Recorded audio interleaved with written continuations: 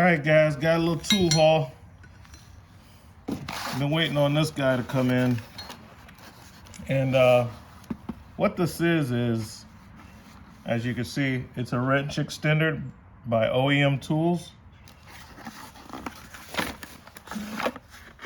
I have one made by Mueller Cups, or Mueller Coops, however you say it.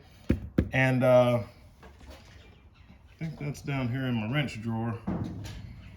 Let's see if I can find it. But I had this one first, similar tool. You can see that this OEM, it's a little longer, has a standard handle on it, more like a breaker bar. And this is nice. I didn't have a problem with this. I just couldn't find it for a while. I have so many toolboxes and mobile toolboxes and stuff, and I just couldn't find it. And then later, of course, after I ordered a replacement, I found it. So this one's good. And let's take a look and see if I have a 27 millimeter wrench here, which is one of the biggest wrenches that I would be using. Let me see if, and this is the only problem that I had with this one. It's really more geared for smaller wrenches, because I believe on this one, when I tried to put the larger wrenches in here, it doesn't fit. But a smaller wrench, say a three-quarter wrench, no problem. It fits in there, it's no problem. But if I take that 27 and try to do that, it doesn't really fit in there. So there's that, right? Let's get it out of here. Oh, got it stuck. Well, even though this one's bigger, the design on this one must be better, because it could fit the big wrenches no problem, and it has a couple of features. It has a little cutout groove there for like the head, and it's just, as you can see, it's built different. It has a different design all the way around. So I take that same 27 millimeter and no problem, it's gripping it. My wrench is pretty much straight. Whereas with the Mueller Coops, I can't do that. Now the Mueller Coops has a drive-in to where you can extend the extender with a breaker bar or a ratchet. This doesn't have that, but I've also never had to use that feature either. So this one works fine with the smaller wrenches. Holds it straight. Go on the other end. I need to break something loose, it's super tight, because I don't double wrench. I know a lot of old school guys, they do, and that's fine, but I don't double wrench. I'd rather use this. I think it's better. I think I get a better grip, more torque, a lot more torque, and I'm not risking damaging the wrench. All right. So that's one thing that I gotten. And then I've been to Harbor Freight and I picked up a lot of items out of there. And these are the type of things that I really love to get out of Harbor Freight, right? Stuff like this. It's like a little hazmat suit, $10. Working on RVs, sometimes you have to work on black tanks. People call you, their black tank is clogged.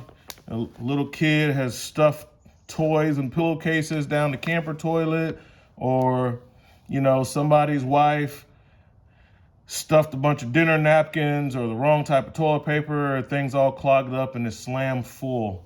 It's backing up into the toilet. There's only one way to fix that, guys, and that's to go under the camper, remove the sewer pipe at the gate valve. That's just a few inches from the actual square tank.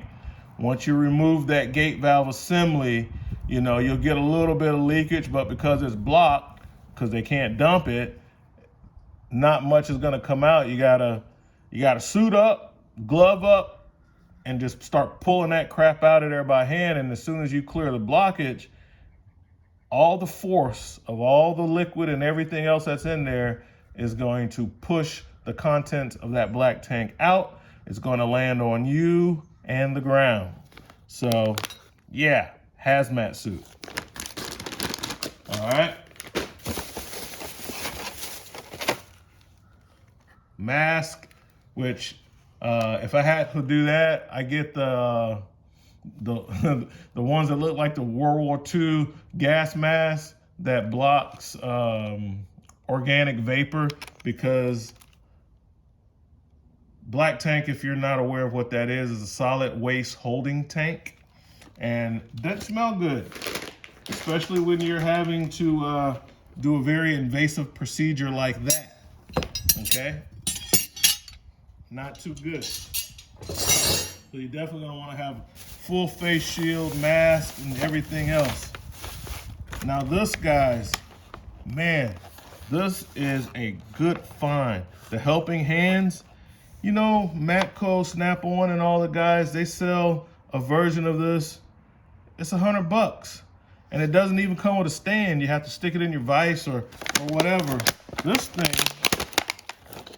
for soldering. This is, I use this when I have to solder wires. This is awesome, guys. Look at this thing. Okay, so automotive guys, RV guys, you're having to fix wiring harnesses, all kinds of stuff like that. This is a very nice rig. You got your alligator clips. Put your wire in there.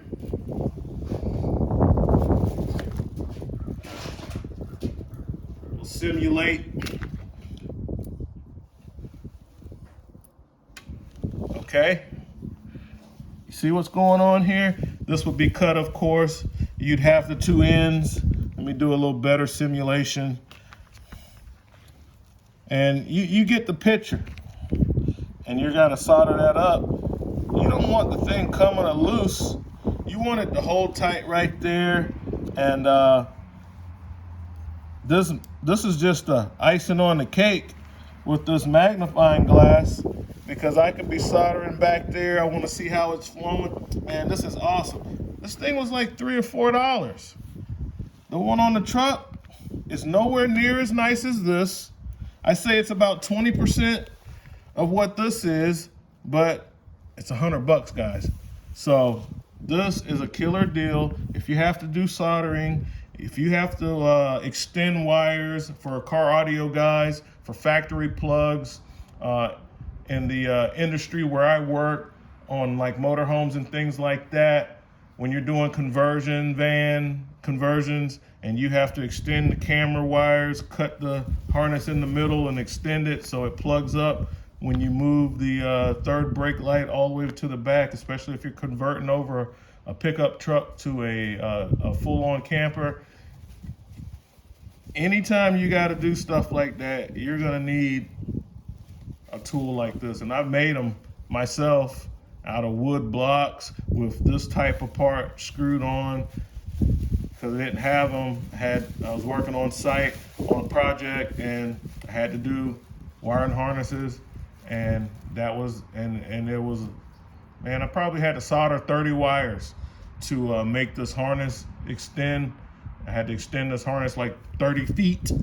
And so made it out of wood, put me some alligator clips on there. Now, one thing you do want to do, if you get these, take you some small heat shrink and put on the teeth, because these teeth, the springs are really strong in these, on all of them. And it'll bite through small wires. So if you're working with anything that's 20 gauge and up, you know, little tiny wire, this can score through the insulation. So put heat shrink on there and shrink it down so the teeth are not as aggressive. But this is a killer deal, guys. I probably should have bought two. I might go back and get another one because it's such a great deal. But yeah, that's that guy right there. It's like $5, guys. Can't beat it. I got this solid aluminum. This thing is heavy. Level, and I basically use the top side as a straight edge. This is 20 bucks. Solid aluminum. That thing's heavy. Nice level. Stuff like this, I mean, you can't beat it. And the reason I got this, guys, is check it out. On one side, it has metric, so I got my centimeters, and on the other side, I got SAE. I got my inches on one side. On one side, I got inches, and on the other side, I got metric, which comes in handy in what I'm doing, especially when I'm trying to center stuff up and having to do quick math. Off the top, it's easier to work with centimeters when you're taking a 36-inch board that you have to, you need to put some holes or stuff in it. You need to evenly space for something that you're fabricating for a motorhome or camper or whatever you're using. It's nice to work with the centimeters, okay? The square, aluminum square, nothing special, cast aluminum, $2. $2, guys. Can't beat it.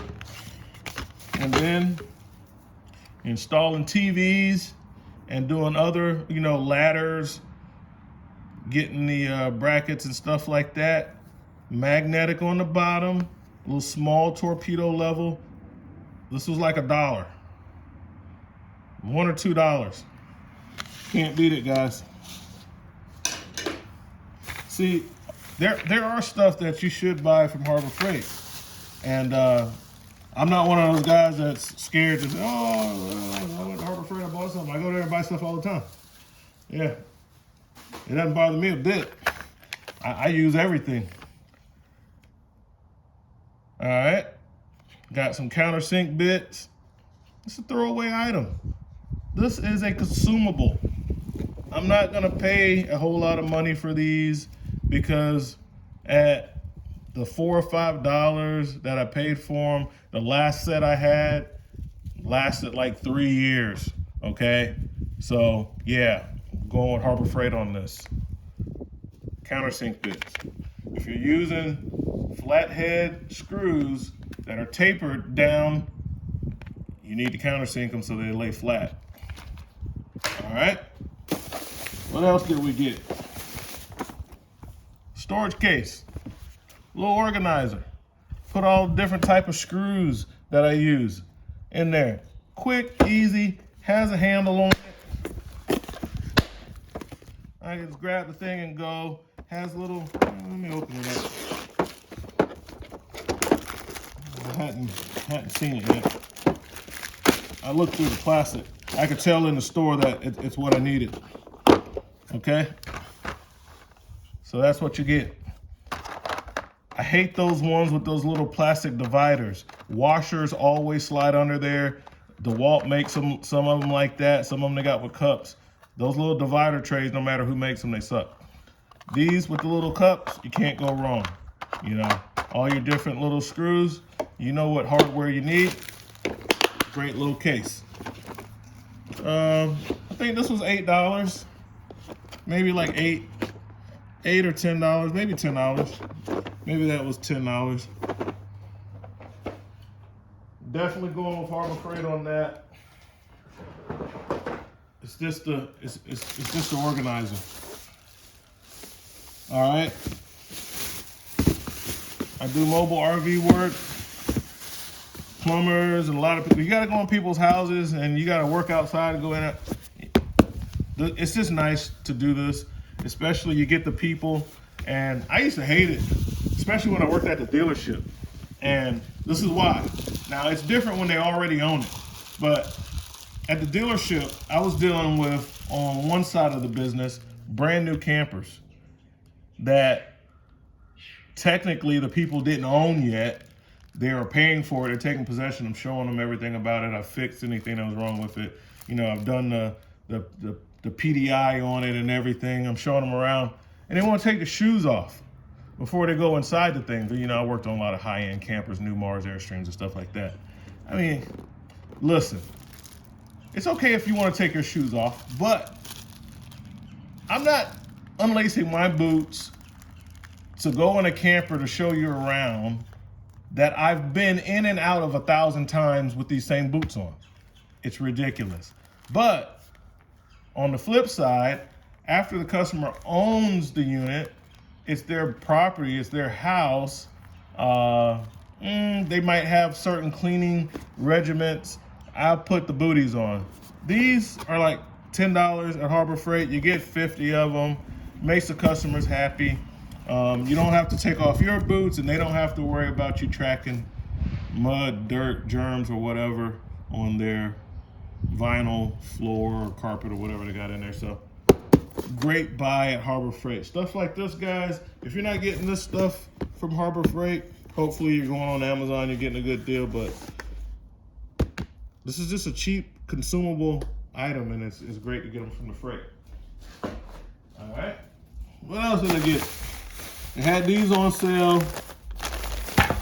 A lot of stuff was marked down from Christmas, like overstock. I like these for my eyeglasses. I wear glasses, and I like to keep one of these in my center console of my truck or car or whatever I'm driving. So my glasses get kind of messed up, I can wipe my glasses off. I mean, they're good for what they're intended for too. They're just cheap microfiber cloths. I think they had them marked down to $3.